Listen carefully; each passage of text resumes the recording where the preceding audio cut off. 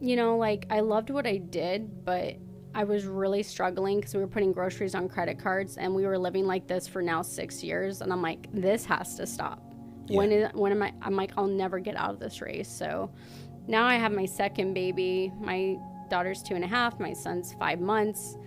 And I was looking down at my pay stub because I was working at the salons and the malls too. And I'm like, I have $343 to my retirement. What am I going to do? I'm like, I can't keep living this way. So what I did was I told my ex-husband, I'm like, I need to go back into sales. And he's like, it's not the right time. You haven't given salon enough time. I'm like, it's never going to be the right time. You just have to go in. And I still loved real estate, even though like I made those mistakes. I'm like, I want to do it different this time. I want to be a real estate agent.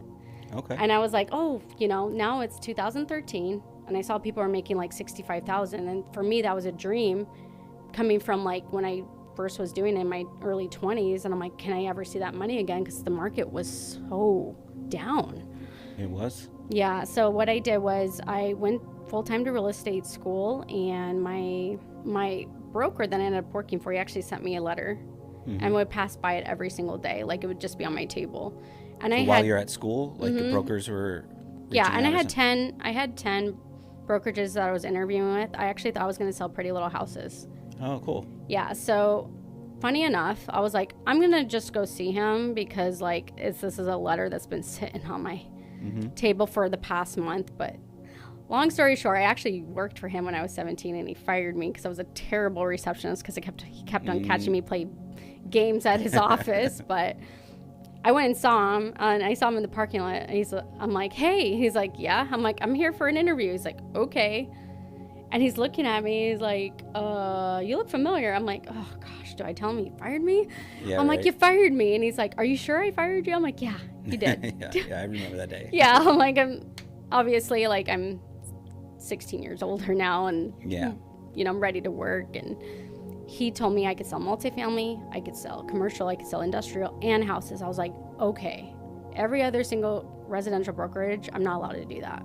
So I felt more recession proof. Oh, okay. So I hung my license with him, and I'm like, my dad owned apartments. He's like, I'm not saying that's going to be your niche. Well, it definitely was. I sold my first fourplex within the first 10 days. I sold 24 buildings my first year, and I was able to retire my ex-husband, but he was my current husband at the time. Yeah. Wow. So that was your first year as a sales agent doing multifamily.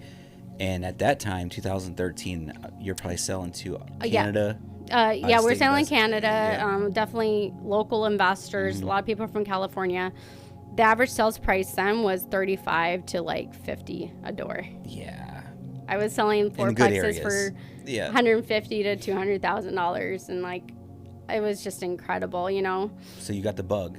Oh yeah, and then like I kept on doing really well, but it just showed like my current marriage was like really suffering. It was a very unhealthy relationship. So I just want to encourage people, like people say like money doesn't matter. Money can get you out of bad situations.